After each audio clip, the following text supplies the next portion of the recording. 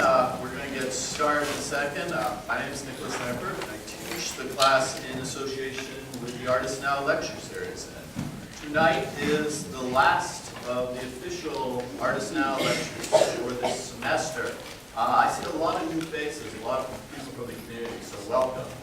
This is a free and open lecture series that we really encourage and like to see folks coming from throughout the university and throughout the community. So please take advantage of this. You can find the schedule for the spring Artist Now program on the Peck School of the Arts website. So look that up and you'll see 8 to 9 talks from artists from all over the country and the world, all different types of disciplines and mediums presenting in the spring. We're in the process of putting together the schedule for the following fall. So it's a really exciting program. It's nice to see everyone. I will introduce Josie, who's going to introduce Fred Stonehouse in a second, but I do want to invite you to come back in 2 weeks. There's a, quote, unofficial Artist Now lecture. I tend to try to make sure we have at least 8 or 9 for the students, 8 or 9 presentations for the students. I felt we had a gap with art and technology, so I invited Patrick Lichty, who teaches in art design in art and technology, works with Nathaniel Stern and others. And he's going to present from 7 to 8 on Wednesday, December 4th. And there won't be flyers or mass emails out like there are for the Artist Now program, which was programmed a year in advance. But actually, I will send out announcements to the faculty and the grads, and obviously it's for my class as well. Patrick does some really interesting work. He works with Invisible Graffiti, who's a filmmaker for the Yes Men. He's a really interesting guy, so it'll be nice to see his talk. So please, consider that yet one more Artist Now lecture. So you're all welcome to attend, and that is Wednesday, December 4th. And without further ado, I will introduce Josie Oswald.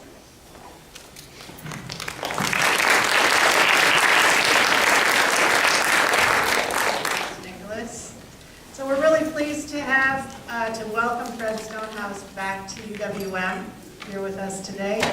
He's a UWM alum in painting and drawing, and for some time has been a major figure in Wisconsin art, as well as nationally. Stonehouse is nationally and internationally recognized for his beautiful paintings, drawings, collage, and prints. His style reflects cross-cultural interests and outsider and folk art influences. His work is often described as falling somewhere between the magic realist tradition, the imagist tradition, and Pop Surrealism. He's currently on the faculty of UW-Madison, but Fred is a Milwaukee native, still maintaining ties to this place. He's had many museum exhibitions, nationally and internationally. His work is currently exhibited in the Wisconsin Triennial at the Madison Museum of Contemporary Art. Here in Milwaukee, you'll find his work at Torrey Folliard Gallery in the 3rd Ward, and in the collection of the Milwaukee Art Museum. His work is also in the collections of the Madison Museum of Contemporary Art, Tacoma Art Museum, San Jose Museum of Art, Block Museum at Northwestern University, the Haggerty Museum of Art, the University of Arizona Art Museum, and in the collections of artists Sheryl Crow and Madonna, among many others. So please join me in welcoming Fred Stonehouse.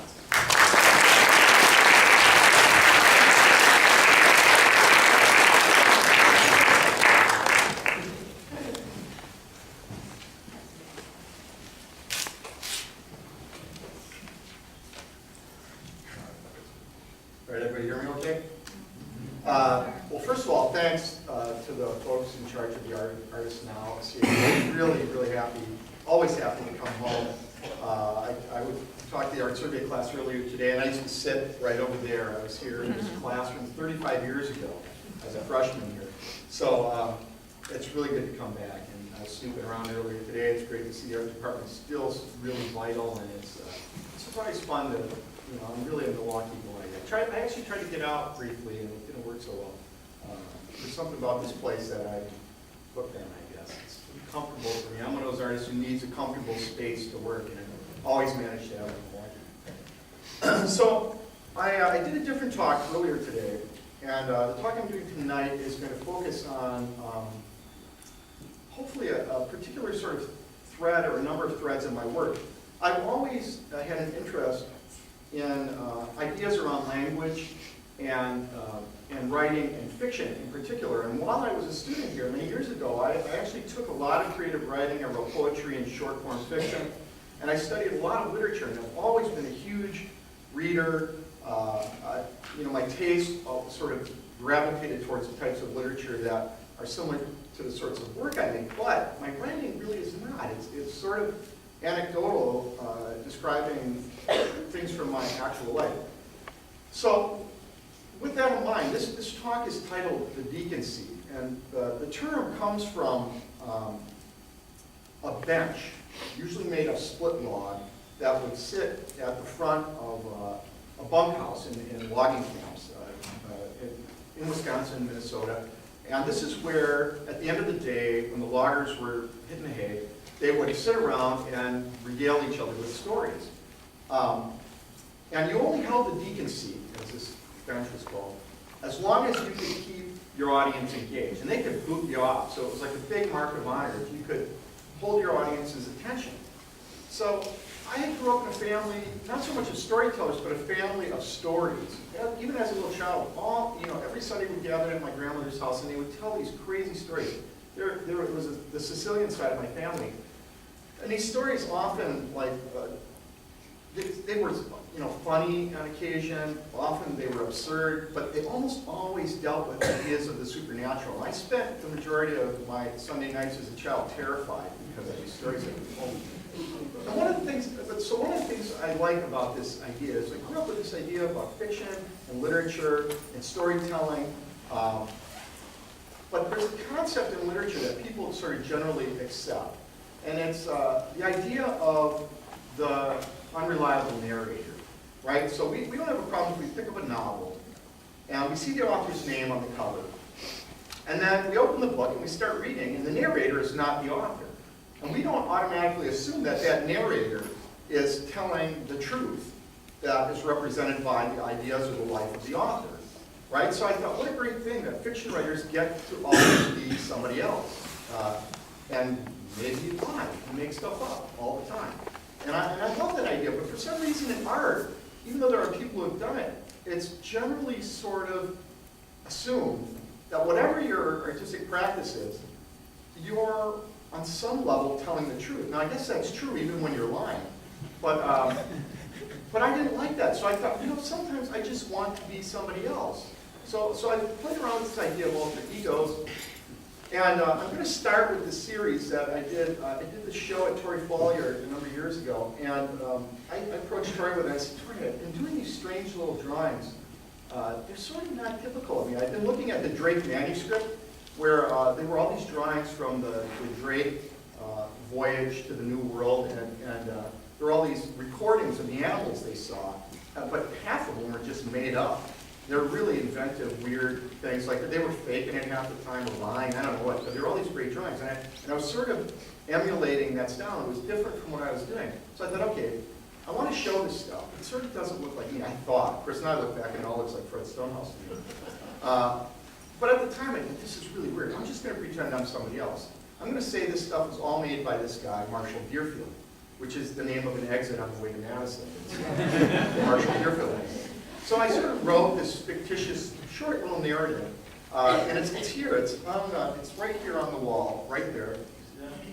Right there. That was the little sort of plaque. And this stuff on the wall was just junk in my studio, sort of weird things I collected. So I thought, in order to make this more believable, I'm going to display the drawings that were supposedly done by Marshall Deerfield, and some artifacts that prove it. Right, that proved the existence. And the reason I did that is because I remember somewhere being told that the best lies contain an element of the truth. You can tell almost any story, as long as there's an element that generally people will see as true, they're willing to accept all sorts of crazy stuff. So, not that any of it's true, but it's easy to say, like, well, that's a real thing. Like, this is really an old photo. It's an actual old photograph in an old frame. And I'm saying it's like a photograph of the Marshall Deerfield farm. People are like, oh, okay, so it must have really been a Marshall Deerfield. It's that simple. So I set this whole thing up, this complete fabrication. And we put the show up, and a couple of weeks went by, and Tori was like, Fred, people just don't quite get it. They're like, who is this? Is this Fred? Did Fred find this person? And I was like, I was at the opening, you know, and explaining it, and still somehow people were mystified. They didn't quite get it. So anyway, here's what that panel says. I'm going to read what that little explanation says. It said a little more than this, but this is the crux of it. It's titled A Brief Narrative Biography of Marshall Deerfield. It's just a page. In 1850, Marshall Deerfield was born into a long line of rural English gamekeepers. Grew up close to the land with an intimate knowledge of the birds and beasts of his native England. His understanding of terrain, weather, and the seasons was inborn, and he was a great help to his father. He was a true nature's child. Now, I don't know, if you're my age, you get that line, a true nature's child. Born to be wild, no? Anyway. So that was intentional. No, nobody noticed it at the time. Shying away from the company of other children, preferring to run with the hare, fox, and stag. He would often disappear into the forest for days on end, emerging covered in leaves, twigs, and dirt with various birds and small mammals perched amidst his wooded limbs. He was quiet but highly intelligent, excelling at his schoolwork and drawing top marks. His ability to draw flowers and animals drew the attention of the headmaster at the school, with whose help he was admitted to the Royal Academy with a scholarship funded by the Lord who employed his father. After a promising start, his withdrawn nature became a problem, as he was unable to relate to the other students, and he quickly became an outcast at the school. And this is not an uncommon condition for many art students.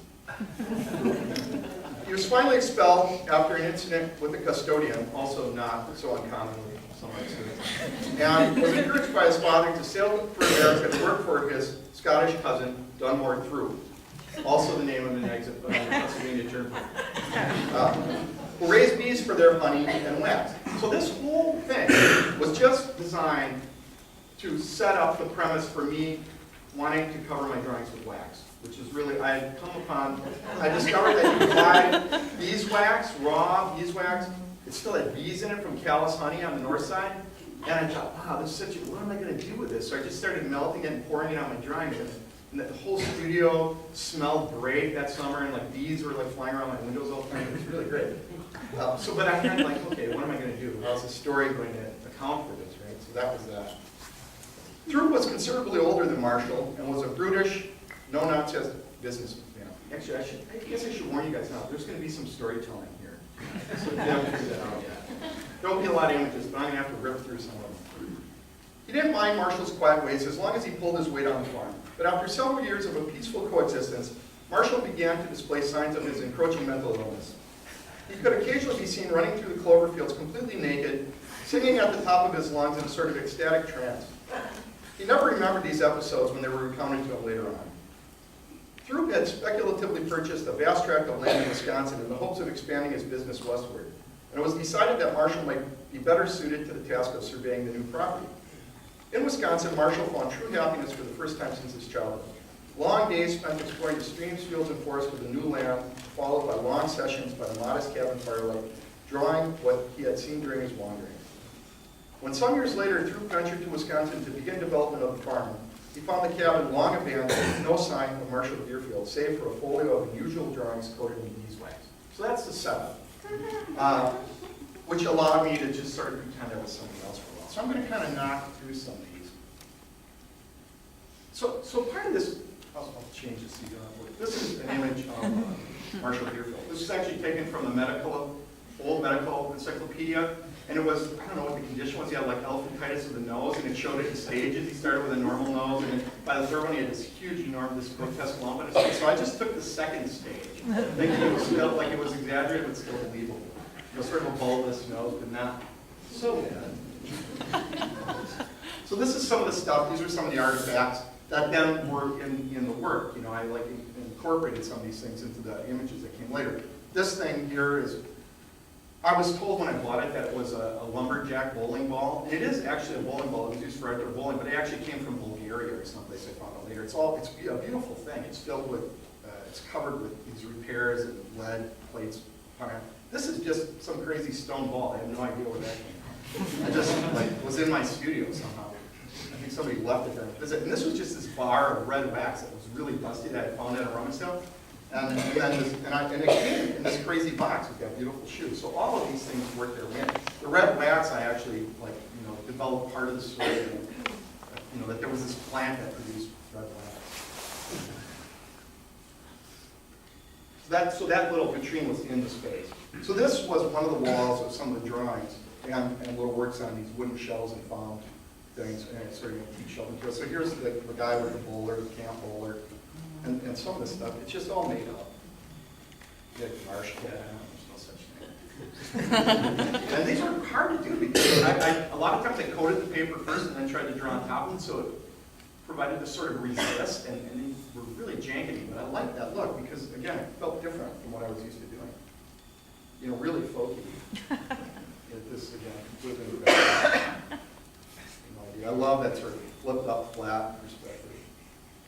I just, it's just sometimes it's nice not to be you, just be somebody else. There's no such thing as a marsh apple. Well, I think the marsh apple is what was supposed to produce the red wax. Maybe, I don't think it did. This one, of course.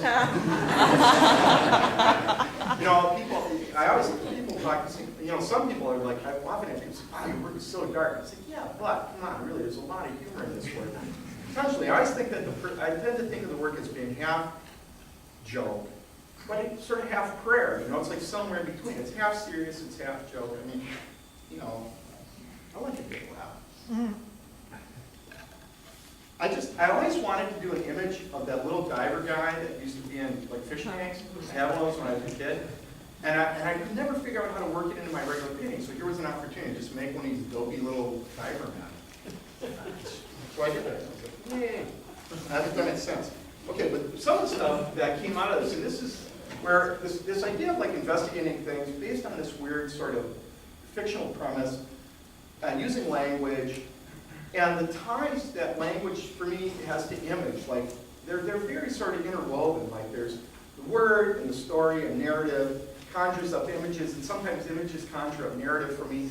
So I created this crazy little sort of monkey tree cat dude and woman thing, I don't know. So it has some boobs, right? So it started off very sort of tentatively, hey, you have some little boobs. Then I sort of, okay, more boobs is better. And so then I was, okay, so even bigger, more prominent boobs. And then this form, but like in order to accommodate all these little breasts, I had to stretch it out, like this wiener dog animal with a lot of boobs. So then that like infiltrated my, this should be large. Is there some reason? I don't know. It should be much bigger piece, but I mean, it should show up larger on the screen. I don't know what it's doing. But anyway, so this was more like what I was doing in my regular work at the time. So from that sort of weird experimental investigation project, this image entered the rest of my work. The regular painting. This is on collage, but it's mostly. And that was from a few years back, and this is from just this year. In fact, I managed to use both the words teats and nipples in front of the new chancellor in Madison.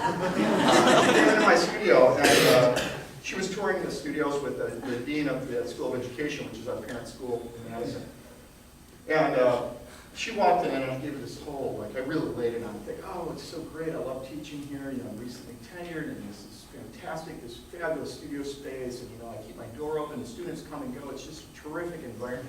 Blah blah blah. I'm laying it on real thick to like let the new chancellor know how much we love it there, right? And then she looks at this painting. And she goes, "Oh, I see you're honoring the agricultural tradition of Wisconsin." For some reason, the milk and honey part of it just went over my head, right?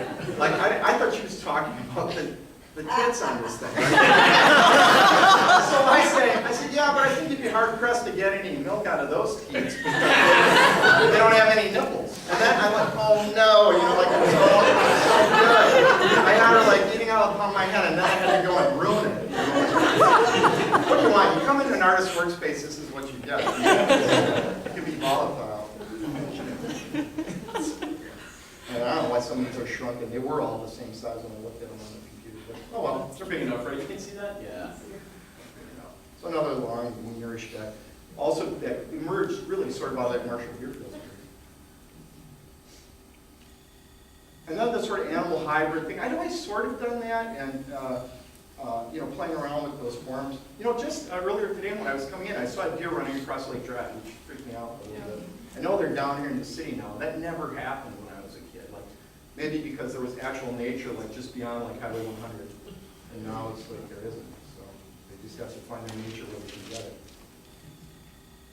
All right, so the attraction to, I was creating this, somewhere in this period, I moved out to Slinger and sort of had nature in my backyard. I had turkey and fox and coyotes in my yard and deer running around all the time. And I was like, yikes, this is like all nature. And there were herons and cranes and stuff flying around like pterodactyls and all kinds of, being a city kid, I grew up in the city, but it was kind of wonderful. But I didn't know what the hell was going on. I didn't know what any of these animals were even. I know nothing about any. I mean, I know a deer, obviously, and I could tell coyote, but some of these birds, I still don't know what they are. I think they're just pterodactyls. Like it's like land that time forgot. We're in this sort of little microclimate in the Kettle Marine. I'm convinced they're still living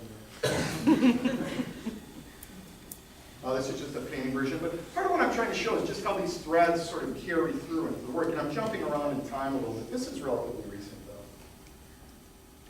But also just to show it jumps back and forth between medium. Drawing is a big part of what I do.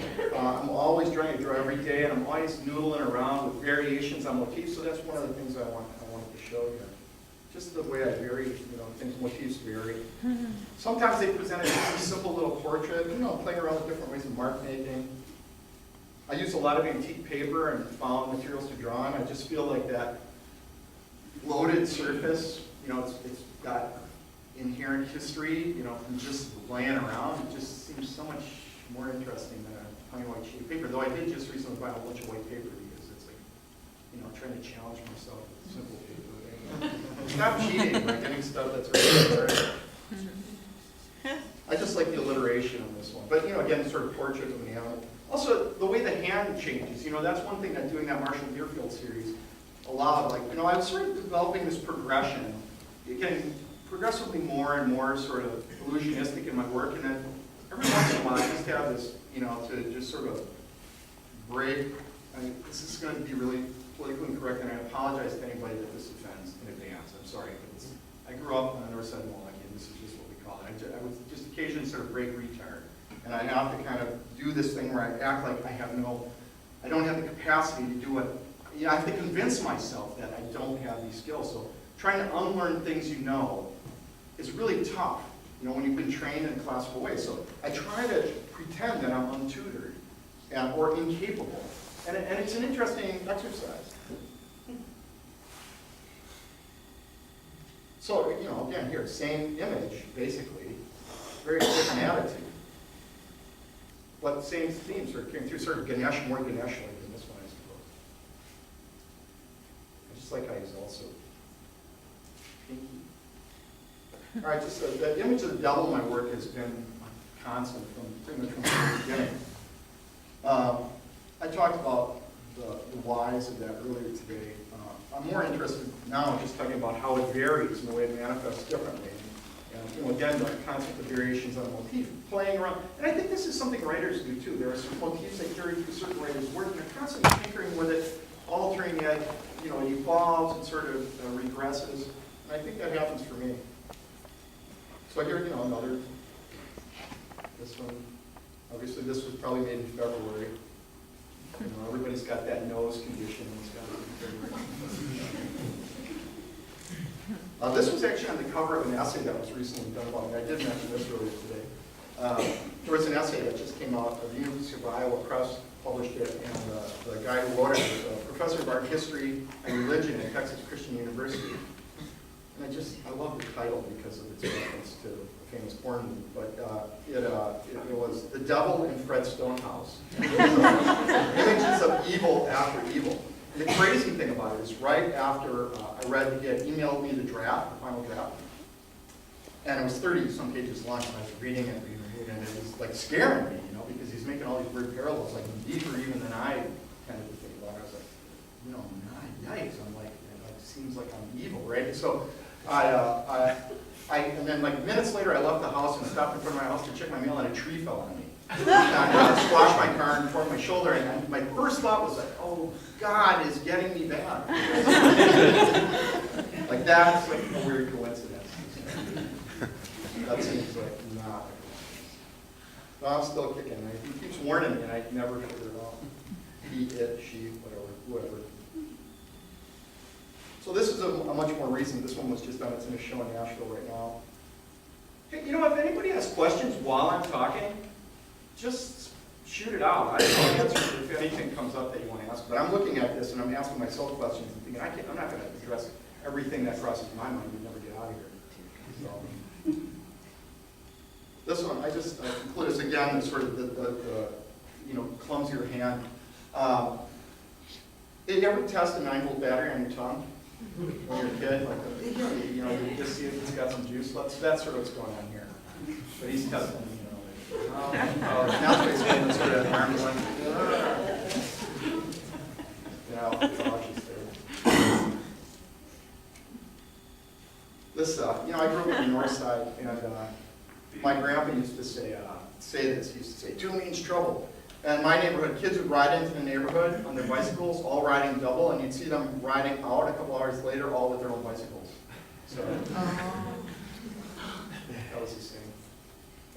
I mean, it's just the reference. I think it's something else here. So this is a real recent. This brand new. So work on paper. Big, maybe 30 inches. I've always been interested in this idea of these different universes existing, the kind of rendered figure living in this flat universe with a real super flat graphic stuff. And I know it seems like, oh, how stupid are you? Can't you figure out a way to do it? But I just can't. Artists I'm trying, but artists create rules for themselves, and like Fredland is this place in my head, right? And Fredland has rules.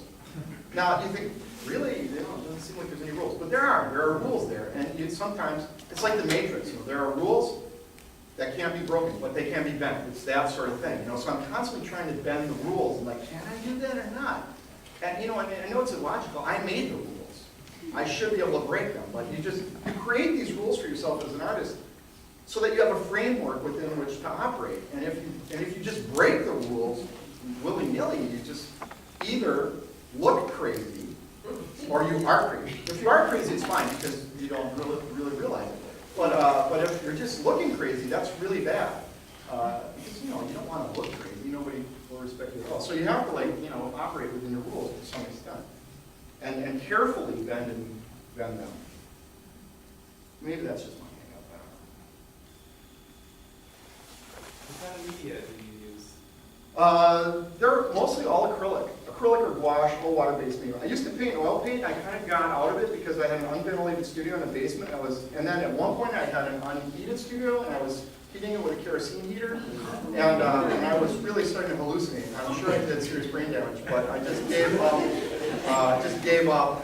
The solvent-based stuff. I had this big box of oil paint that I bought recently because my fantasy is I'm going to go back to it when I can actually take the time to wait for oil paint to dry. But luckily, knock wood. I don't think this is wood. Knock wood. I've been very busy, and I haven't really. My Tori Folliard's sitting right there, and just before the talk, she was busting my balls about not getting any work in there because it's all gone. So, it's a good problem, right? But it is a problem. So, I can't. I want to. I have this fantasy that someday I'm going to make this painting with 100 figures in it. It's going to be 8 feet, 100 figures, all oil paint. It's going to be the most incredible thing. I'm going to die with a shovel full of slush in my hands more than I'm sure. So this is a little acrylic on paper. Some crazy foreign handmade paper. So some kind of stubby little character. Sometimes I love the proportions of a toddler or a midget, maybe. Big head, little body, and I don't really know. I think I can tie that actually back to when I was a little child. I've been trying to track these things down. There were these toys I got them one Christmas. They were called Little Soldier Joes. They had them 1 year. I had the whole set. And I traded them away for a Pop-Tart or something. I don't know why. And I've been regretting it ever since. So now I'm searching for them and they cannot be found. So I think I'm crazy. And that's what they were like. They had these giant heads and these little bodies, and they were super cool. But anyway, I'm just trying to relive my childhood. But there's something about, I think the vulnerability of that, walking around with your head being the heaviest part of your body is you just got to go head first all the time. I think that's the precarious kind of, and vulnerable. I want there to be some sense of vulnerability in these characters.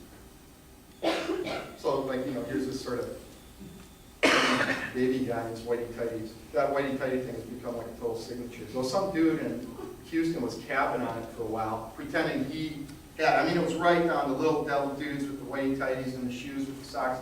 He was copying me. He thought nobody would know because I'm from Milwaukee, right?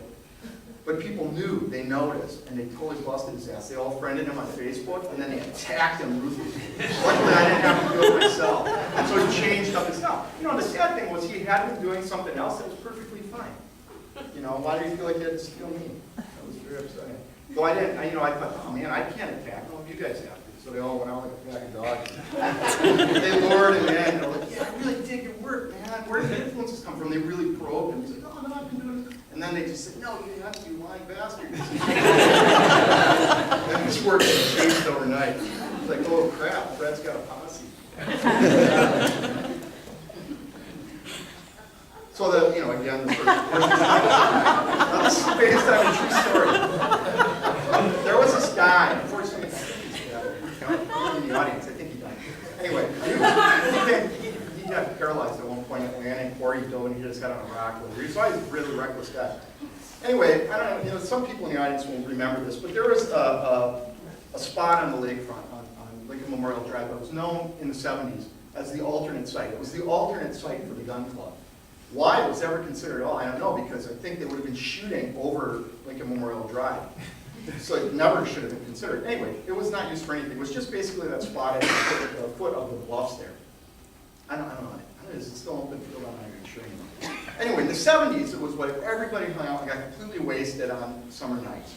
Basically every Friday, Saturday night, actually almost every night in the summer, but definitely Friday, Saturday night. Everybody's down there. It was just this giant cloud of weed smoke. The outlaws used to hang down there and sell drugs to everybody. And everybody's out of control. They were all having sex. The 70s was completely out of control. They were having sex in the bushes and doing other things in the bushes. It was just really messed up.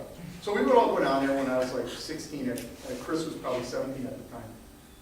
And we were all sitting around, smoking it up a little bit and drinking. And all of a sudden, Chris gets up and he disappears in the bushes, right? And on the bluff, on the hill. And I thought, hey, he's going to take a leak, whatever. So he's up there for a few minutes, and all of a sudden, I hear this tremendous crashing, like there's a bear coming through the woods, right? The bear's thing will come up again in a minute. Anyway, he comes running, breaking branches.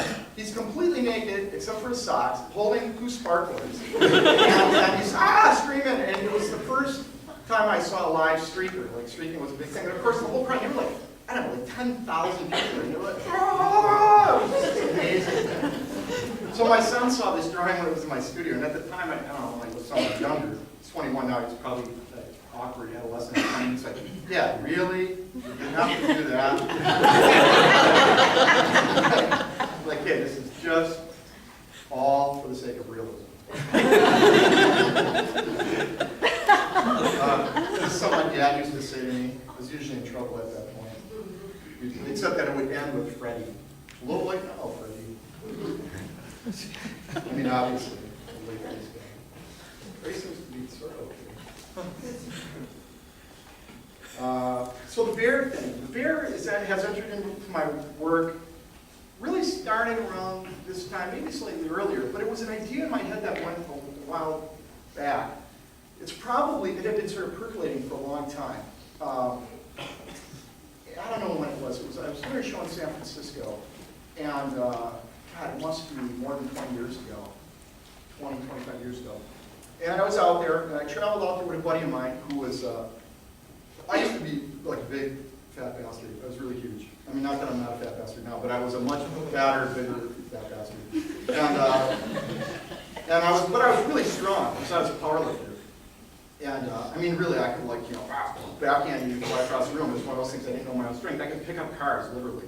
I moved the Volkswagen single-handedly out of traffic in Mexico one time, and all the Mexicans were cheering for me. Yeah! Because it was blocking the whole damn freeway. So, and the people I was with were like, you are Superman. I know. It's like, no, it's a Volkswagen.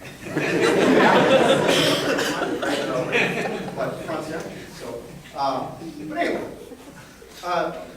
So I'm in San Francisco, I'm there with this buddy of mine. He really wants to be a bodybuilder, right? I'm just like, I'm not so big on bodybuilding, but I know the moves, right? I know the workout routine, I can help you with that. So he's been working out with me for a while. In Milwaukee, he was an art collector, a buddy of mine, he was a gay guy. And we were out in San Francisco, and we were staying with this other art collector friend who was a gay guy. And so while we were there, the openings in San Francisco were on Saturdays, and he said, this buddy of mine had like the international Y membership, so he says, we gotta get a workout in today, man, we really gotta get a workout in before the opening. I'm like, fine. And so he's being sensitive to me, he says to this friend of ours, hey Mark, is there like a Y that's not gonna be like creepy for Fred to work out in? And because it's San Francisco, right, you have to be concerned with these things. So he says, yeah, go to the Embarcadero Y. It's a complete sort of office neighborhood, and it'll be like yuppies in there probably. So we head down there, and this is God's honest truth. As we pull up in front of the lights, this old building, pull up right in front of the front door, YMCA comes on the radio. And and I'm like, oh, that's crazy. We're laughing, and so I'm like, as I walk into the Y, right? So we go in there, we go up to the sort of corridor area, we get on the bikes, we're chit-chatting, and it's beautiful. It's just beautiful light. It's got this big wall of glass overlooking San Francisco Bay. It's beautiful sunny days, sailboats going by, just incredible. And I'm thinking, wow, this life is good, right? So we're pedaling away, chit-chatting. But then at some point I noticed across the aisle behind us, there's this all rowing machine sort of lined up. And there's this dude, and I have to picture Will Ferrell. That's how I remember the guy now, because he looked like Will Ferrell, sort of. Kind of tallish, curly hair, a little doofusy, but in a tracksuit. And he's on a rowing machine, but he's kind of going. He's not really exercising. He's just sort of, I assume, checking out my buddy who's with me, who has hair, at least, and sort of attractive, sort of Eastern European kind of way.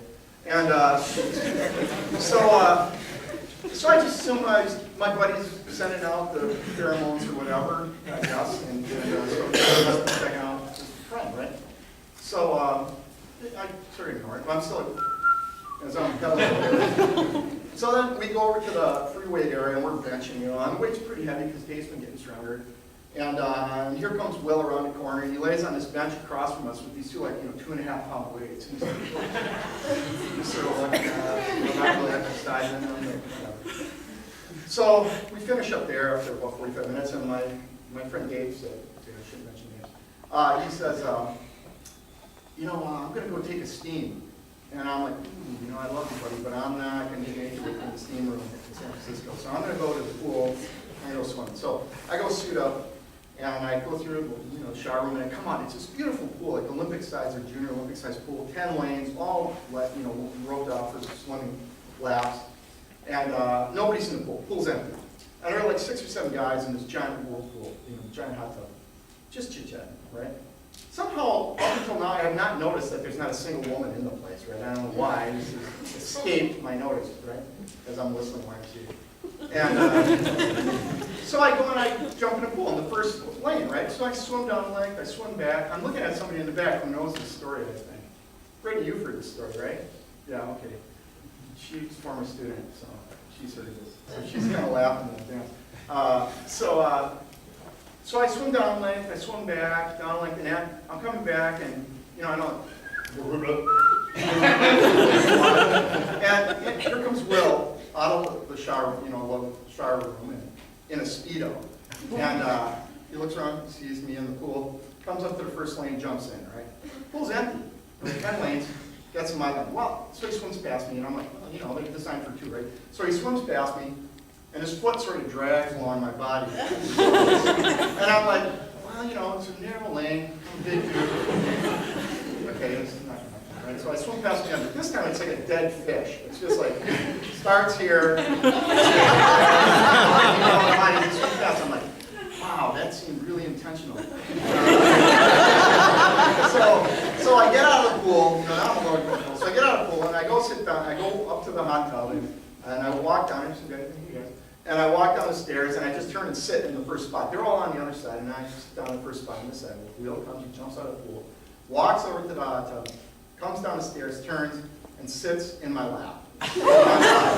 So at that point, I was like, oh, I finally figured it out. And so I didn't know what to say, so I just said, excuse me, do you not see me sitting here? And it's like, and then he turns around and he looks at me like, you bitch. Like I've been leading him on. I'm like, oh my God, I have. I'm so freaking clueless. I can't believe it. And then I look at the guys across from me and they're all like sneering at me. I'm like, oh crap. So I get up and I'm like, yeah, I like run out of there. Anyway, but weirdly, I was sort of flattered by it, right? Because I thought, my whole life, I had to really work hard to get women have that going for me. I just do it with humor, or charm, or just general sort of good-natured sweetness and flowers, right? Like nobody was ever attracted to me without knowing me, right? Like I worked like a dog, man. I put in hard hours to get my wife to finally agree to be with me, right? Years, hard years. I mean, really, a long time. So I'm walking around, I'm thinking, dang, that guy doesn't even know me. And he was grooving on me physically. I was like, you know, in a pinch, there's a place for me on the other side. Really good, right? So I was like cool with it, right? So anyway, but I'm still clueless, right? Like I still don't like why. I guess I'm attractive, right? So just later that same year, I happened to be in Colorado talking with Amy Silman at Blood Shark's place. She was doing a print there, and I was visiting. And so we're having this chit chat. She's famous, lesbian artist, written a lot about sort of queer theory and art, and just really great, super funny, smart ass lady. Anyway, so I'm talking around, telling her story, and she's like, yeah. And I'm like, what do you mean, yeah? She's like, dude, you're a type. I'm like, type? What kind of type? She's like, dude, you're a bear, you're a freaking bear. You're not good at it? I'm like, bear? What's a bear? I'm like, I don't know. Like, I was really like getting good at it. She's like, bear, big fat hairy guys. John Goodman is their god. They have like their own magazines, their own clubs, dude. Really? I'm like, no, man, I didn't know. It's like big super.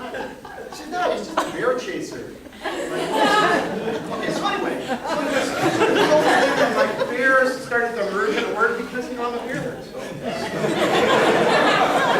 I was more of a bear than I am. So anyway, I was.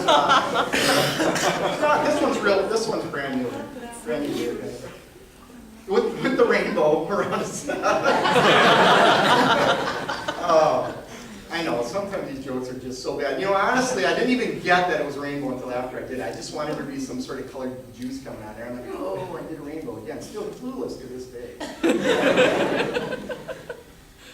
There's another kind of cross-eyed here. So I started this group of drawings that were based on all, because now I'm aware, right? Now I know I'm aware. So I started paying attention, right? And I got hit on. Like, I think I had probably been getting hit on for years, but it was just like, well, I didn't even know. Right? Now I'm sensitized. So then I did a series of little bearish drawings, guys, or at least guys in furry suits, and based on every city that I got hit on by some dude, right? Like before I was, oh, he's an awfully nice guy. So I actually had a guy in one of these places say to me, "You are so hot, but you should look meaner." That's like you can't just be a very good grizzly. That's sexual. And so I'm still learning. So this was Pueblo, Mexico, happened while I was eating a popsicle. It was the popsicle. The dude who sold popsicles. This I just threw in because it was part of the series, so it was an oddball because it's more like a Sasquatch woman. Sort of female here. Berlin. My Kraber's place in the middle of the night. Guy would not stop rubbing me. He could have just been drunk, but now I'm suspicious. So then it sort of moved into just general guys wearing furry outfits. But that's the reference. When you see my work about bears, you can remember the story. This one happened in New Orleans. So I'm not sure if this guy was also super drunk, but so was I. So it was after an opening in New Orleans, and I was not seeing straight. And it was actually really touchingly and weirdly romantic. He wasn't really creepy. He was sort of really genuine. Like he wanted to have a relationship with me. He was like trying to get to know me in 10 minutes. So that's about all I did before I figured it out. So the double eye thing happens in my work a lot, and when I say Alaska, so it always refers to sort of shamanism or second sight, or the original reference for it was just that old bar gag where there was this decanters with the cork as a head, and on one side the eyes are single, and then the theory is as your customers or your friends get drunker, you turn it around and it's two sets of eyes, and you go, whoa, I'm so wasted. So this one was coupled. I don't know if the other one's in there. There were two. There were a pair of them. One was try, and the other one was give up. I said that if I ever got cancer, like terminal cancer, like, you know, if it's some sort of mild form of cancer, I'd probably try to beat it. But I said, if I had terminal cancer, I'd like be dead in 6 days. Because I would just totally like let the cancer wash over me. I am just not a hero. I'm not one of those guys who'd be like, I am going to fight the good fight. And I'd be like, just give me like lots of drugs and let me go. Because I just don't have it in me. I don't. I'm just exhausted already. If I had cancer, it'd be like, really, literally, I'd be dead in a week. I always tell my wife that if she ever left me, I'd be dead in a few months because I immediately go out and buy a case of scotch and about 10 cartons of cigarettes and smoke and drink myself. It's super confusing. So this is based on this guy, this kind of real a-hole guy that I knew. I don't know why I was having lunch with him one day, but I was.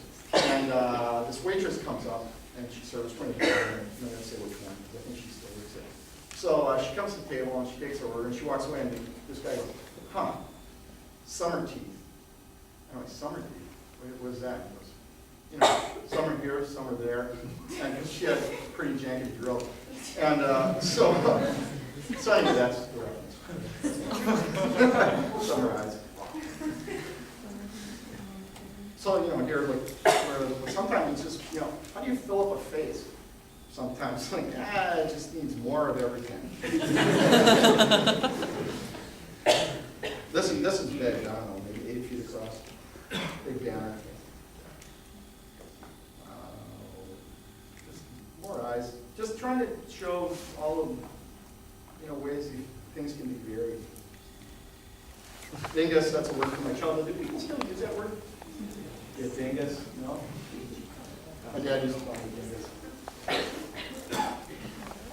He was actually a sweet guy, but he had a bad temper. And he had all sorts of weird ways to try to demoralize you. This painting changed like 10 times. The only part of this painting that is original from the first go is this walnut. I actually repainted this painting 10 times around that walnut. No lie. You know, I kept fighting the urge because I love the walnut. And, you know, Picasso said, if you've got a painting and one part is working and the rest isn't, paint that part out, right? Like, that's actually really good advice, but I was never very good at taking advice. So I'm like, no, I am not giving up on this walnut. But this is what happens. You have to paint it like 10 times to finally make it work. If you won't give up on that good part, and I'm still not sure it was worth the effort, but whatever. I want to get fun. So I called it dingus because it's like me being too stubborn to give up on the freaking walnut. So just eyes in strange places. Do the words usually come first, or The words? image? I mean, does The words, is that what you said? Yeah, the words, or do The the words images? always come after. It's always a poetic reflection. Except, like, sometimes I reuse phrases, and then occasionally they'll come first. But typically, 99% of the time, the words come as a poetic reflection to the, you know, it's a response to the image. And I like to think of it as not a caption. I like to think, maybe I'm fooling myself, but I like to think that, for me, language in relationship to image works in a tangential relationship. Like, I don't like it if it just is a simple, clear caption, and then the image is an illustration of the caption, or the caption is an explanation of the image. I like it when it can send the image off in a slightly different direction. You know, it spins off in a different direction. That's what I hope for with the use of text. Fred, can you talk about the frames? Yeah, you know, I've always been a believer in what I refer to, maybe for lack of a better term, as object quality. Like, I like a high degree of object quality in artwork. I don't always do it, but at some point, it's sort of like working with the antique paper, using an antique found frame and then cutting a panel to fit it. They just speak to me. It's like that loaded history of the frame. It's not like I'm trying to make these things actually be believably old, but it's part of the vibe I'm after, that it has some of that resonant sort of historical feel. I mean, it's clearly something contemporary, I think, but if it has that, the sort of stink of time on it, I like that. So I go after these old, and I'm kind of particular about the frames. Like, they can be beat up, they have to have a certain kind of energy. It's like dowsing for water, you know, I'm walking around, yeah, there it is, and then you snatch it. I might look at 1,000 frames and want to pick up one that day. I have hundreds of them piled up at this point. That's a beautiful one. that those OG frames, the round ones, which typically were men's mirrors. And I think it was all those like Norwegian bachelors and German bachelors who moved here. They all came with like a dresser, and they had a mirror and like a bowl for shaving. And that was what they used those for. And they come in different sizes, but they were used for like shaving mirrors. They'd hang above the sort of dresser. So there's lots of them. And often they had the original mirrors in them, which I destroyed. So it's sad because they're sort of beautiful in the moment. So on occasion, you know, I started doing this thing, like you saw that one head which had all sorts of extra parts, but sometimes it's just a simple sort of formal solution, and it does spin the image in a different direction. But this, I painted this head, and the features weren't on it yet. I gave him kind of a short-ish nose, and I realized, oh my God, his chin is like way too long. So I had two options. I could make him with an open mouth, which I did not want to do, to sort of fill up that space. I thought, you know, I'm just going to paint a second mouth in there, you know, so I occupy the space. And so I was sort of light with it, and it's subtle enough that a lot of people have looked at this painting. Oh, by the way, this is one of the new ones that I was talking about. They looked at it, and they don't even catch it right away. They sort of notice it. They're like, yeah, that's too well. The third eye often refers to, my family is very superstitious. The Sicilian side, they believe in psychic power. You know, I don't want to keep you guys here all night, but I've got a great psychic story anyway. If anybody shows up later, I can tell you a story. But they used to call it, you know, the gift. She has the gift. And it was always women for some reason in the family who had it. And so this is that where he's like, you know, telekinetically thinking. He doesn't have to use his arms, which could come in handy sometimes. There's, down at the City Bar in Madison, often I'm pinched in a booth to the point where I have to drink like this, and it's like, I wish I had the gift.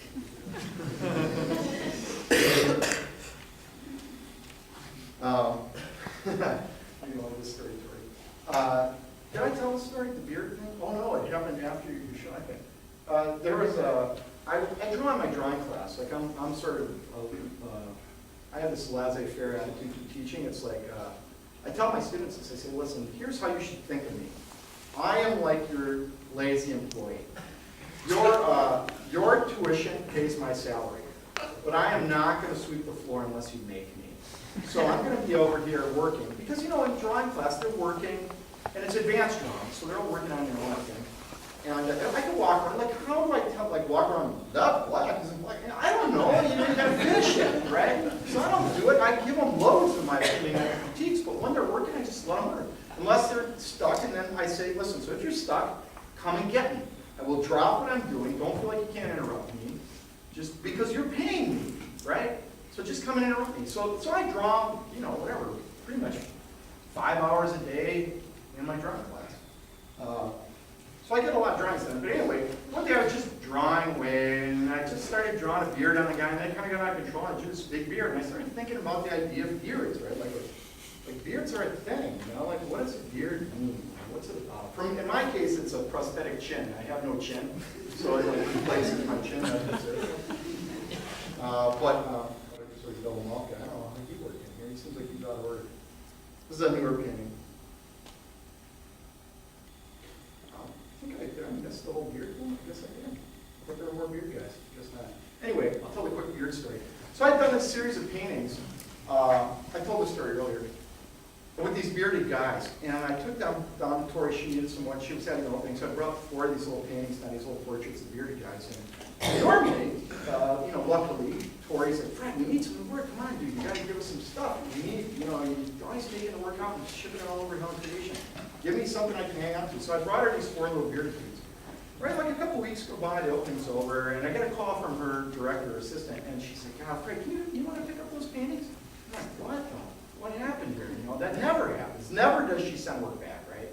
I'm usually the one who takes it out, so I'm like, wow, I guess they weren't grooving on the bearded dudes, right? So I go in to pick them up, and Tori's there, and she's like, yeah, you know, Fred, people were freaked out by these bearded guys. They thought they looked like terrorists. And I'm thinking to myself, what a bunch of dumbasses, right? It's just totally not about terrorists. It's about all sorts of other stuff. It's about like Paul Bunyan and hipster doofuses and me, right? So I took them back to the studio in Madison. I had them laid out. And this woman named Fiona Benjamin, she's born and raised in India, an Indian woman. Her mother's Indian. Her father was Jewish, and she was raised religiously Jewish. But she presents as a traditional Indian woman. So she came and did an artist talk, and she wanted to visit my studio. So she comes by the studio, and here are these 4 bearded dudes laying out there. And she walks up and she goes, "Oh yes, I see you are painting Little Taliban." And I was like, "Oh my God."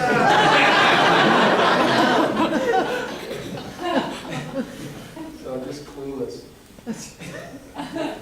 I'm getting mixed up between talks now. These two different, I thought it'd be, like, I couldn't bring myself to do the same talk I did earlier today when Josie, somehow I missed the thing that I was going to do 2 talks in one day. So she said, just do the same talk later. I'm like, oh. She said, the only repeater in the audience will probably be me. And I said, yeah, but I'll be there. And I'll have to listen. I don't think I can hear myself say the same stuff twice. So, usually I only have to say it once per semester. And then, the new kids come in. Not my family, there was a lot, my mother was deaf, and she was from a family of 5 of 7 kids were deaf. So I grew up in a family of deaf people. And a lot of the language in my work, it revolves around this idea of communicating with words as being a very imperfect process. Like I would often have to say things. My mom was a lip reader. She was raised in a time where only the most profoundly deaf or stupid, that's how they looked at it. If you weren't smart enough to learn how to lip read, then they would teach you sign language. That's actually how primitive it was back then, because she was raised during the Depression. So she was taught to lip read and was really proficient at it. So my whole life, I'd have to think when I was communicating with my mother, I'd have to say things 4, 5, 6 different ways before she understood what I was trying to say. Something as simple as, "I'm going to spend the night at Mike's house." And I was like, "No, she didn't quite get that. Okay. My friend Mike, I'm going to go and sleep in his bed." What does that mean? Right, but she never questioned that. My Uncle Sal, who's deaf, is gay, and I gotta tell the story because it's hilarious. I didn't quite get it at first, right? But I was like 8 years old, and I was at my grandma's house. And my Uncle Sal still lived at home. And he worked at the post office, and he was deaf, so he didn't drive. Not that you can't, but a lot of deaf people don't drive. It's harder to drive when you're deaf, obviously, for obvious reasons. So he's getting ready to take the bus. He always had a bag that he took to work with him down to the downtown post office. So his bedroom was upstairs, and he comes down, he leaves his bag, and he's like, he forgot something. He turns around and runs back upstairs, but he leaves his bag at the bottom of the stairs. I'm being a curious little 8-year-old. I walk up to the bag, and I'm digging around his lunch. He's in there, right? There's like a bologna sandwich in it, orange. He's got like an extra shirt in there, and the newspaper, and then there's this magazine, right?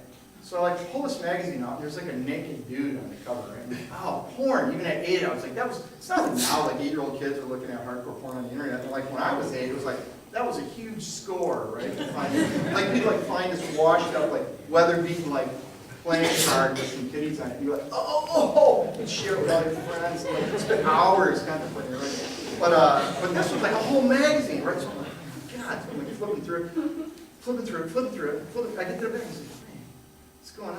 There's all dudes, right? And I start going back again, and I'm halfway back through it, sitting on my lap, I'm sitting on the stairs, and then my Sicilian grandma comes around the corner. And she looks at me, and she just stops. Like she's assessing the damage, right? and then my Uncle Sal, at that moment, comes down the stairs, and it's just like in one move, and she's, I don't know how old, she must have been in her 50s at the time, she just swoops down and grabs the magazine, and somehow with one hand manages to roll it up.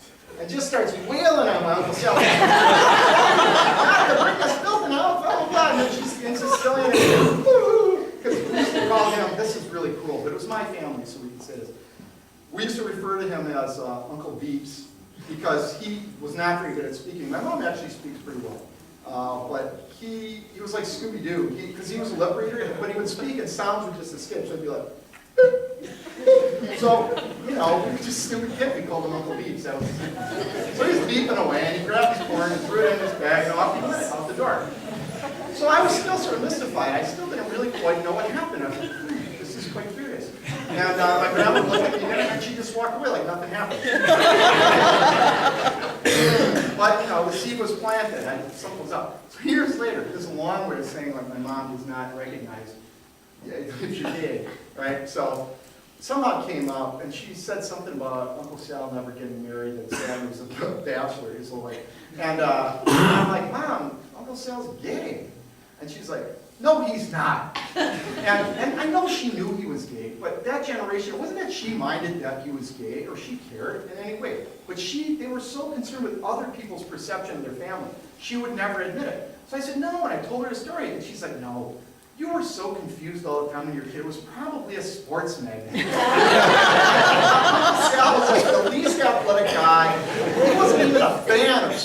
right? He never even picked up a ball, right? He was just like, nah. So I'm like, oh, wow. But anyway, she said, I said, has he ever been with a woman? She said, he had a girlfriend once. I'm like, when? She said, he went on a date in 10th grade. He was like 60 at this point. Okay, that's an argument that I'm not going to win. So, yeah, boy, deaf girl. The shiny hair and unibrow, that's the markers of this is some woman. Of course, men, there are a lot of beautiful ones, but there's, well. So that shiny hair thing kind of pops in. This is like blood relatives. And this is like when you get really old, this is what happens. The skin just peels off. And that's where the skulls come from. All the rest of them are relatives. I love this one. The stash is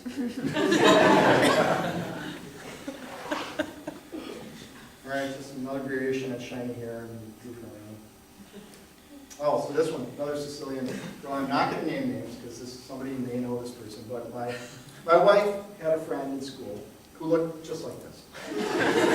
And her hair was down, except that her hair was much longer, like down to the back of her calves, right? Really long black hair, but she's serious.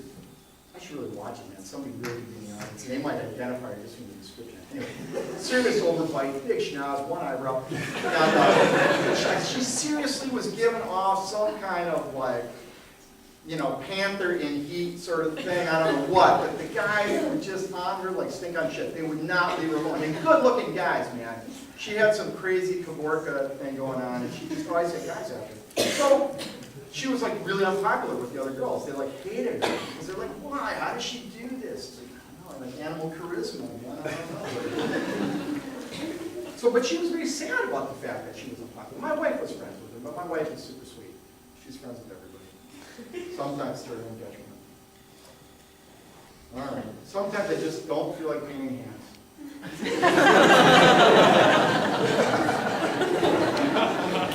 That's sort of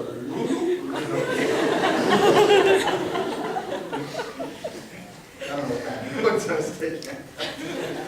Something a little hallucinatory. So, a lot of my characters they do things, right? But they don't do much. They're kind of static. They sort of sit around, they're very iconic. And so as a way to sort of represent what's going on inside this sort of internal psychology, I often have them, like as you've probably been able to figure out by now, they exude things, they leak. I refer to them as leaking. So they vomit, they cry, they sweat, they bleed. X-ray vision comes out of their eyes, whatever. It's like just a way to try to represent that there's some serious stuff going on inside. And it can't be contained. And this guy seems to be trying to get it back in. The blue goo.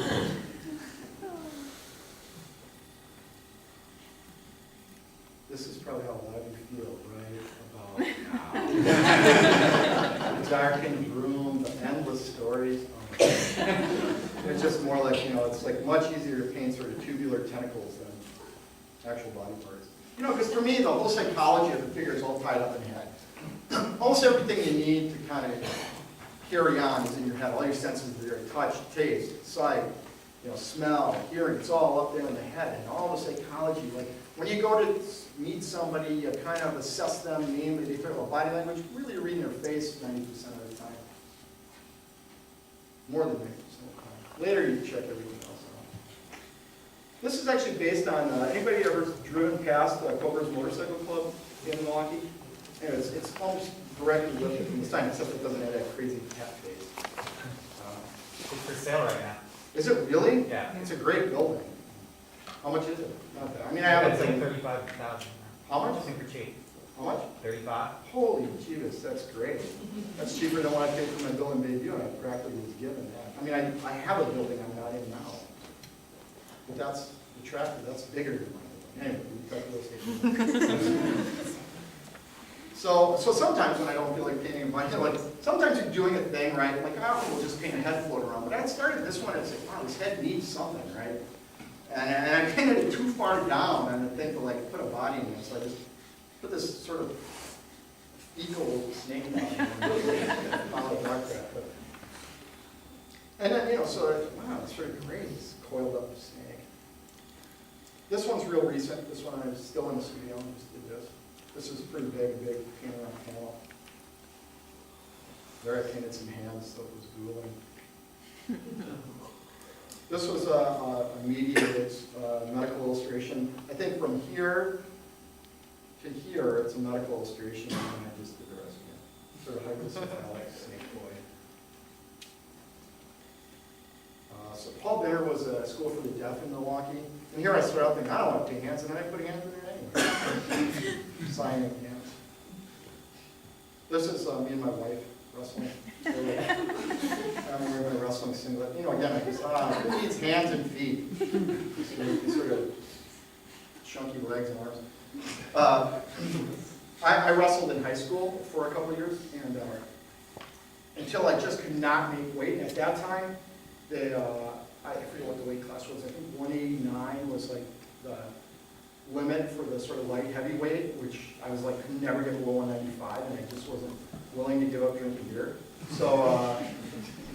So I thought, well, okay, I guess I'll just wrestle heavyweight. And at that time, there was no limit to heavyweight. Now they have a class in between that goes up to 225, I think, or 215 maybe.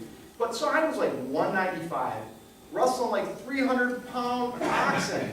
You know, so it's like wrestling weight matters, right? So I'd be like, and, you know, and then I just go, like, so much for my athletics. Just another, you know, loopy sort of example of crazy anything. I just like what that says. Someday you all gonna die. A little kid said that to me once. I think we had just stolen this Halloween candy. So if I could put that later. It was not the same kid that I talked about earlier. It was still feel bad about that. I think I was trying, I had just gotten done watching, when I did this and a number of other ones like this, I just got done watching one of those crazy, like Eric Von Daniken, like Chariots of the Gods things, where he was trying to convince me that, you know, we're all descended from aliens, and I was completely sold on it. So I went out and tried to make a bunch of alien drawings, and I became progressively less and less convinced. But I kind of like the drawings. They're really, you know, raw. This one's based on my son. My son, when he was 12, we tried, like I was raised Catholic, I went to Catholic school for 8 years, tried to raise our kids as Catholics and sent them to religious ed where they went every weekend. And after one Sunday in religious ed, my 12-year-old son, who was already a giant beast, he was a football player already at that point, he came home and he said, yeah, so I'm an atheist. And I'm like, what? He's like, yeah, I decided I'm an atheist. So I'm not going to religious ed anymore. And I was like, oh, dang, really? And so anyway, we made all these efforts to try to talk about religion, and it was a complete failure. But anyway, so a few weeks later, he comes charging out of his room. He was watching TV in his bedroom.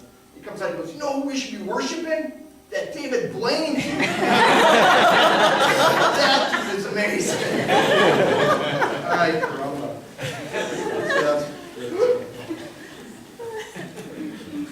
So I was talking earlier about trying to reconcile this sort of flat world and more, I did say that earlier, didn't I? Yeah. That's probably 2 lectures in a day. Okay. So, you know, so like this was my solution, just sort of have them busted out of this sort of paper mache dude. So that's like an attempt at trying to put them in the same universe. I'm sort of intrigued by it. I'm like loving trying it, but they're all sort of failed experiments, but I like them anyway. I sort of like that they're failing. So that's what, you know, it's about making the effort to try to make these things go together. It's my, I don't know, I was thinking about Hamlet,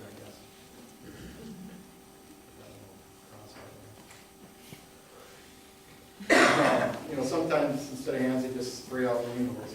And it is a purple eggplant.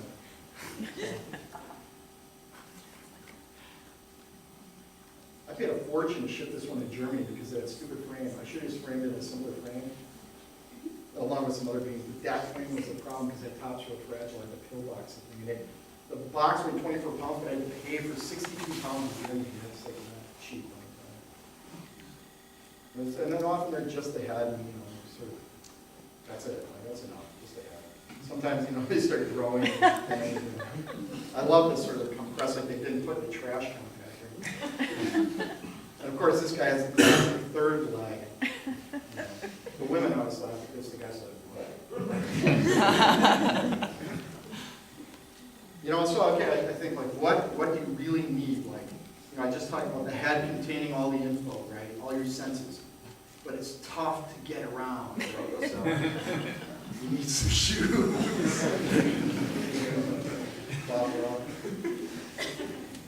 Or, you know, shoes and wings, so you can multi-locomote. You figured that out after reading all those books. That's actually my Uncle Sal, too. So this is a real recent one. Same thing. I've actually been doing this theme. I keep returning to it for more than 20 years, probably 30 years, I think. This motif comes back, keeps coming back. I'm not quite sure why. Like, this is actually also sort of a way, you know, does anybody remember my really earliest work that I showed in Milwaukee? There were these kind of pattern background things and plants, and sort of tree of life motif was in a lot of that work. And it's come back now, you know, 35 years later. There it is again. Sort of interesting. I talk to people sometimes about the way these things work, that it's like you're given one suitcase, right? And it can only hold so much stuff. And along the way, you're like traveling through your life, and sometimes you chuck some stuff out of the suitcase. Suitcase takes a beating over time. And every once in a while you're like, hey, that's not that one. You stick it back in the suitcase and off you go. So stuff re-emerges. You know, when you chuck some of it out for a while. I'm really interested in this idea of paths taken only briefly, you know? Like, I don't necessarily believe in the idea of progress. I believe in this idea of visiting and revisiting. I feel like I kind of came in with all this stuff in my head, and it takes your whole life to try to address them in any meaningful way. And, you know, sometimes you just abandon things for years and years, and then you can, wow, why did I do that? Like, it seemed, I must have thought it was a bad idea back then, but now it seems really good. All right, so this is the last piece that I'm going to show. But along with this, I wanted to read a little short thing that I have written along with this. And some people who are here may know this story, but this is the official written version. I've been writing stories and poems all these years since I was here in the late 70s, and I just found them. I mean, there's books and books, and now the computer's got files full of stories. It's just something I do when, you know, it's like I always tell my students, you can't wait till you're inspired to make art, because, you know, it's just, you're not going to make enough art. You know, if, like, the inspired pieces come, right? But it's a percentage game. If you make 100 things, maybe 5 are inspired, right? So you come on 5 really inspired things, you're going to make 100 things to get there, right? Or whatever. You know, a really great artist, maybe the percentage is higher. I don't know what the exact percentage is, but it's low, right? So I said, you just got to work, and you know, the great stuff will come out in the process, but you have to be making. That's how you discover things. But I break that rule. Of course, like, I don't think any of the writing's great, so I just do it when I'm inspired to do it. So it's my guilty pleasure. So I'm going to read this because this piece sort of relates to it. I was thinking about why I returned to this sort of Grim Reaper image. The piece is titled, the little short story, it's just a page, it's titled Cleophas. From my vantage point, 50 yards across the playground, it was apparent, almost from the moment the football left Eddie McClellan's hand, that this was the shot that would finally kill Sister Cleophas. It was like knowing you've hit a home run the instant you make contact with the ball. Something about the geometry was just perfect and inevitable. I watched the arc of the ball as it sailed across the playground to the corner of what served as our end zone. It was also where Sister Cleophas stood guard next to the flagpole. Sister Cleophas and the 50-foot aluminum flagpole made an interesting visual parallel. She was 6 feet of skeleton peering out from a full wimple. 110 pounds would have been a high estimate of her weight. Yet despite her slight physique, she commanded the kind of authority reserved for truly terrifying deities. Picture the Crypt Keeper from Tales from the Crypt, minus the funny. Zombie, Walking Dead, vampire, all were terms the kids used to describe her appearance and demeanor. My buddy Mike referred to her as Sister Mountain Shroud. Her reign of terror at St. John de Nepomuc Elementary School extended from the playground to the lunchroom to the boys' lavatory, where she would point a bony and condemning finger at any boy taking too long in front of the urinal. Once every month or two, a gang of 100 or so kids from Jackie Robinson Middle School, separated from St. John's by one short alley, would descend on our playground during recess, screaming and waving their arms. The teachers would frantically round up all the frightened little Catholic children, usher them back into the school building, where we would then watch the proceedings from the windows. This group of wild adolescents would carry on noisily, ruling our playground, until Sister Cleophas emerged from the building utterly alone. The reaction of these kids wasn't hard to understand. The same weird mixture of fright and delight when experiences at the spook house or a scary movie caused absolute pandemonium among these hormonally jacked up delinquents.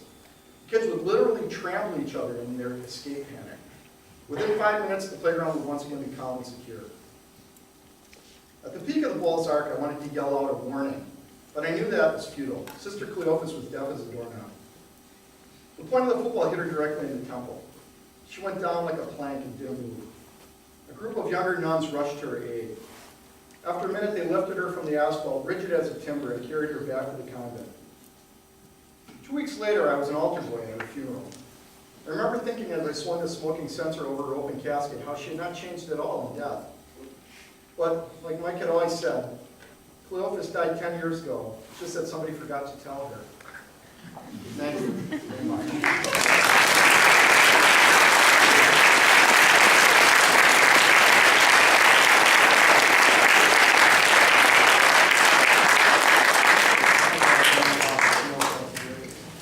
So if anybody has questions, I'm here to answer them.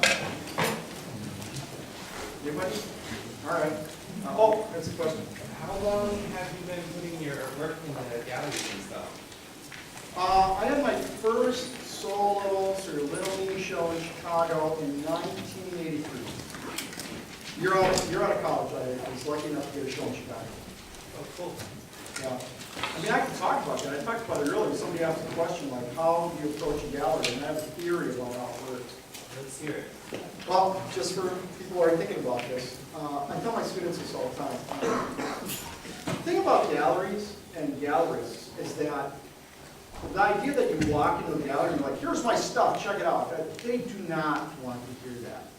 The way to approach a gallery is, first of all, find a gallery you're interested in and express an interest in what they're showing. Become a fan of the gallery. Let the people get to know you as a human being. This is how it happened for me. I've been going to Chicago all through college. I run down there from here every couple of weeks, and I gravitated towards this gallery, Van Stratton Gallery, not because I wanted to show there, but because they showed all the latest prints by sort of the hot artists from around the world. They published prints.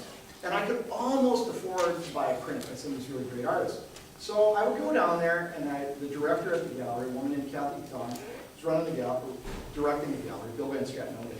But I would say, oh, you know, what new prints do you have? So she'd bring out the new editions, I'd look at them. This went on for a year, more than a year. And one day she said to me, you know, Fred, and I'd bring her a cup of coffee and some donuts and like a Danish or something. What do you have to show me? And she said, you've been coming in here for like 18 months and you haven't bought anything. So I'm guessing you're not a collector. And I'm like, did I say I was? You know what? And she's like, so what are you, an artist? I had not ever mentioned in 18 months that I was an artist. I just showed a genuine interest in the gallery and what they did, right? And I got to know her. And at this point now, she knew me pretty well as like a nice dude, right? And a guy who was interested and sort of relatively knowledgeable about what was up, right? So she says to me, well, you know, we have this project room that we'd like to show emerging artists in, you know. Why don't you let us look at your work?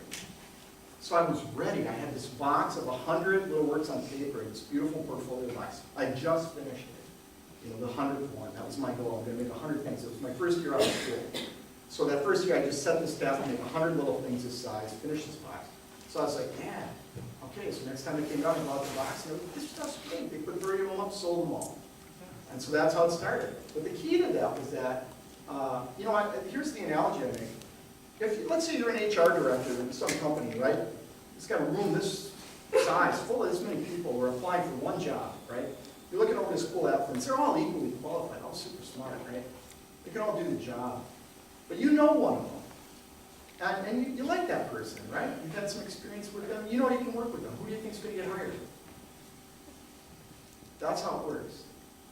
And it's like simple human psychology is a big part of it. You know, you ever wonder when you're out at galleries, why there's so much shitty work in galleries? You ever wonder that? Really? Anybody ever think about why? They're probably really nice folks.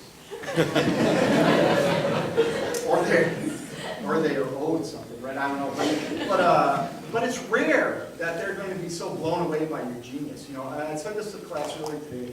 And I tell my students this, I think artists, and artists do have big egos, right? We have big egos that need to be fed. But when you leave, your ego should be gigantic in the studio. And as soon as you leave the studio, it should disappear. You almost should be egoless. You should be smart, but the ego's got to go. If your ego is at work, it's going to get in your way. It's going to make it very tough. You should try to make yourself the lowest maintenance artist in the gallery that you end up with. Do not make life miserable for your dealer, because there's a million of us out there, all like clamoring at the door trying to get in. And these people are they're in the business to make money and not be miserable, right? And if they've got an artist who's high maintenance, a high maintenance douchebag, you think that's fun for them? No, it's an awful way to live your life. If they're dreading you coming in because you're gonna have all these demands, you know, I said this earlier, put a $3,000 frame on my $300 artwork. It's like, really, dude, get lost. So, and I've seen, actually, this is a true story. The gallery I showed at, I'm not gonna name names, nobody here in town.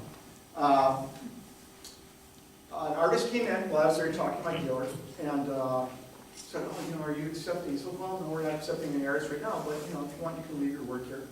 Person left their work there on the table, an envelope. Artist walked out the door, he picked it up and right in the trash.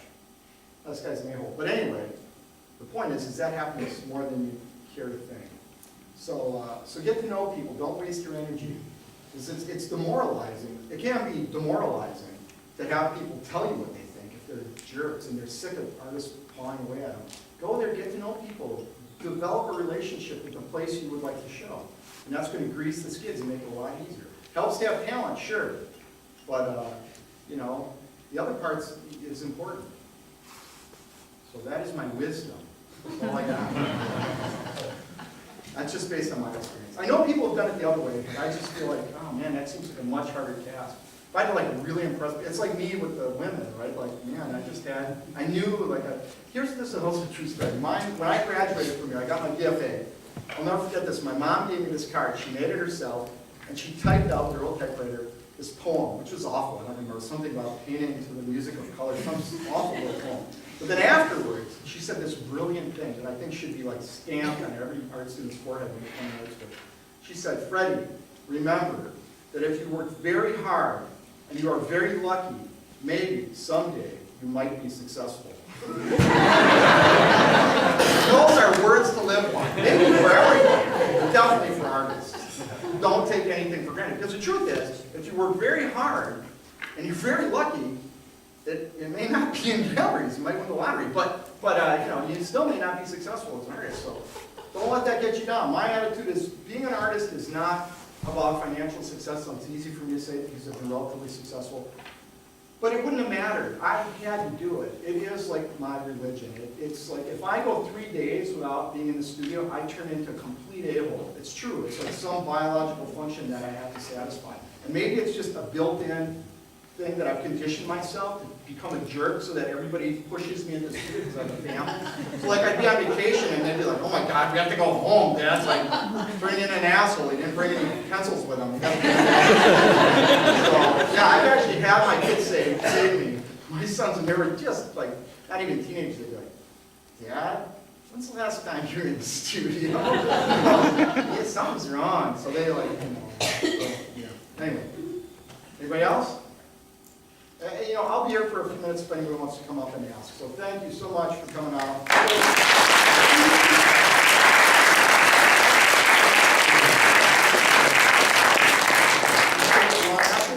I didn't have it fully threaded as a question, but I think you have a wonderful way of speaking and without talking about some ideologies and some things and how does that carry you, and how do you avoid all the art talk when you're? I just suck at it. I mean, I do too. Yeah, well, I'll tell you something that somebody told me years ago. I think it was Tom Bamber, who was an artist in town. Yeah. He told me years ago. He said we were talking about critical theory. We were having this very weighty conversation in philosophy. Well, I'm very well read. I've read all that shit. And so, you know, some artists, but the truth is a lot of artists who use that haven't read any of it. They read enough, like you read the Cliff Notes on, you know, sort of Derrida or whoever. And so he said this thing that I thought was brilliant. He said, you know, the thing about artists is that a little bit of knowledge in the hands of an artist is a dangerous weapon because they will wield it like a club. And you know, they'll be beating other artists with it, and they're like, holy crap, I guess he's smart. You know?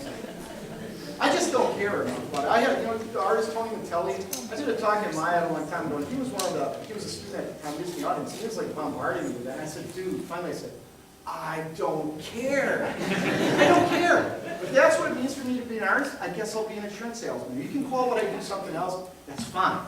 But I'm just not interested. I'm just not. I mean, I have to be as a teacher, right? So I have to know. Sure. But for my own practice, I can be incredibly selfish and just do, you know, I tell my students this all the time. You are your first and best audience. If you are going into the studio and critical theory is what gets your rocks off, great. Do that. But it does not do it for me. You have to be excited to go to the studio. If I had to do that, I would have hung myself 20 years ago. In February. But I can't. I won't. I refuse. Though, like I said, I do it for students' sake. And, you know, part of the conversation has to be with grad students in particular. But I'm not going to do it when I'm talking about myself. I don't believe in lying about it or pretending that I'm smarter than I am. That's another thing I tell my students. The surest way to look like an idiot is to try to seem smart. I know that I'm not trying to seem smart, and I probably still seem like an idiot, but that's okay, because at least I'm not lying. So. Anybody else? No? Thanks again.